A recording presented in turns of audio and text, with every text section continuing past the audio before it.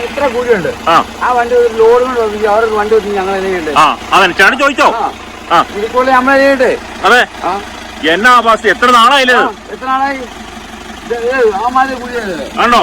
ഇവിടെയൊക്കെ വീണ എന്നാ അവസ്ഥയാ? വണ്ടി അവിടെ ഇറങ്ങും യൂട്ടാണ്. ആരോടും പറയാനില്ല, ആരോടും പറയാനില്ല. ഞാനിത് നിർക്കണേട്ടോ, ഒരു സെക്കൻഡ് കേട്ടോ. ആണോ ആണോ? അതാണ് അവസ്ഥ. ആണോ? ഇവിടെ ആണോ? ഇതാണ് അവസ്ഥ. ഓക്കേടാ. ഹലോ, എല്ലാവർക്കും നമസ്കാരം. ഞാനിപ്പോ നിൽക്കുന്നത് നമ്മുടെ വണ്ണപ്പുറത്ത് നിന്ന് കോട്ടപ്പാറയ്ക്ക് പോകുന്ന വഴിക്കാണ്. ഇവിടെ ഒരു വളവില് ഭയങ്കര ഡേഞ്ചറായ ഒരു സംഭവമുണ്ട്. ഇവിടുത്തെ ടാറ് മൊത്തം പോയി കിടക്കുവാണ്. വലിയ 2-3-4 കുഴികളാണ് ഇവിടെ. അത് ഭയങ്കര ഡേഞ്ചറാണ്. കാരണം ഈ വഴിക്കൂടെ ആദ്യമായിട്ട് പോകുന്ന ആളാണെങ്കിൽ, പ്രത്യേകിച്ച് രാത്രിയാണെങ്കിൽ ഉറപ്പായിട്ട് ഇവിടെ വീഴും. അത് ഗ്യാരണ്ടിയാ. അപ്പൊ നമുക്ക് ആ വഴി ഒന്ന് കാണാം. എന്തൊരു അവസ്ഥയാന്ന് പറ. ഇതിലാണ് വണ്ണപ്പുറത്ത് നിന്ന് കയറി വരുന്നത്. ഇതാണ് വളവ്. ഇതുണ്ടോ? ഈ വളവ് കണ്ടോ? ഇതിലാണ് വണ്ടികൾ മൊത്തം പോകുന്നത്. കണ്ടോ? ഇതാണ് ആ ചേട്ടൻ ആദ്യം പറഞ്ഞ ആ കുഴി. കണ്ടോ? ഒന്ന് ആലോചിച്ച് നോക്ക്. ഇവിടെയൊക്കെ വണ്ടി പോയി കഴിഞ്ഞാൽ നേരെ എന്നാ ഡേഞ്ചറായ കാര്യമാണ്. കണ്ടോ? ഇവിടെ എല്ലാം തോട് പോലെ കിടക്കുന്നത്. ഇതൊന്നും ആർക്കും പറഞ്ഞാൽ മനസ്സിലാവില്ല. ആൾക്കാരല്ല ഇന്നോവയിലൊക്കെ ഇതിൽ പോകുന്നുണ്ട്. അവർക്കത് ഫീൽ ചെയ്യുന്നില്ലേ ആവോ? ദൈവത്തിനറിയാം. കണ്ടോ? ഇതൊരു കുഴി. ഇത് വലിയ കുഴിയാണ്. കണ്ടോ? ഇവിടെ എല്ലാം കോൺക്രീറ്റ് ചെയ്തു. ആർക്ക് വേണ്ടി? എന്തിനു വേണ്ടി? ഇതൊക്കെ ജനങ്ങളും കണ്ടു മടുത്തില്ലേ? ഇതൊക്കെ പറയണ്ട എന്ന് വിചാരിച്ചാലും നടക്കൂല. എനിക്ക് സങ്കടം വരുന്നത്, സങ്കടം. ആരോട് വഴക്കൂല, ഒന്നുമില്ല. പക്ഷെ ജനങ്ങൾക്ക് കിട്ടേണ്ട സാധനം കിട്ടണ്ടേ? ഇതുണ്ടോ?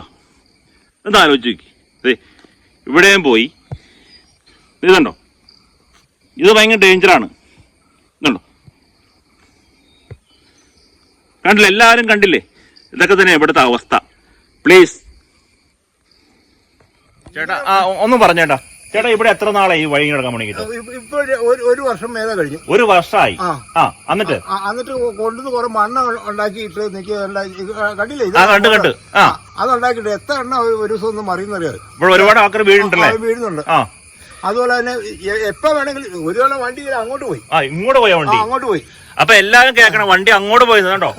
എങ്ങോട്ട് വണ്ടി പോയിന്ന് ഒന്ന് ആലോചിച്ച് നോക്ക്. എന്നിട്ട് ചേട്ടാ, PWയിൽ നിന്ന് വിളിച്ചു പറഞ്ഞാൽ അവര് ഉടനെ റോഡ് ഉണ്ടാക്കുമെന്ന് പറയുന്നത്. അവിടെ കരം കൊണ്ടാക്കി വെച്ചേക്കുന്ന മരണക്കണി. മരണക്കണി. അത് മരണക്കണി.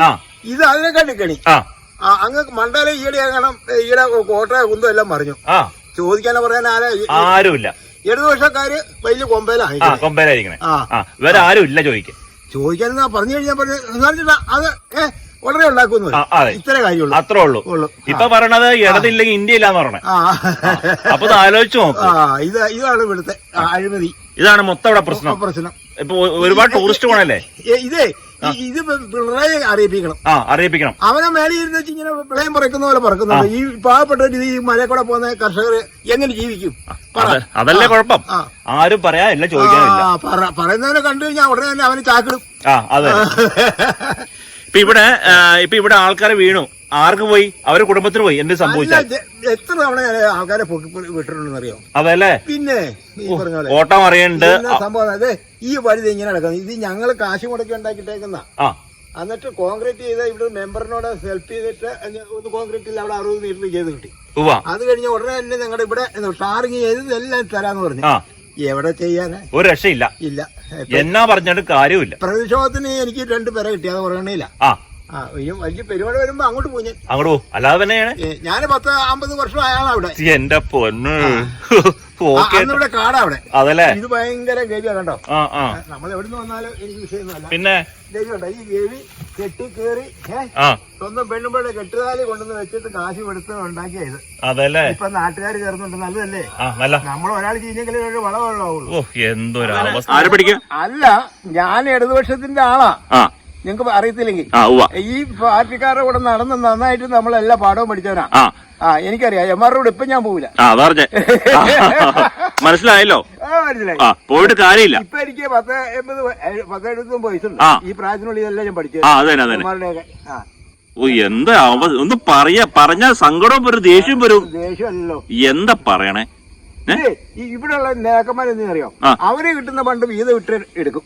ഈ പീഡിപ്പിള്ള വർക്ക് വരുന്ന മുഴുവൻ ചെയ്യുന്ന വിചാരിക്കുന്നത്. ചെയ്യില്ല ആരും ചെയ്യുന്നില്ല. പറഞ്ഞ പോലെ എന്റെ പൊന്നു കേട്ടാ.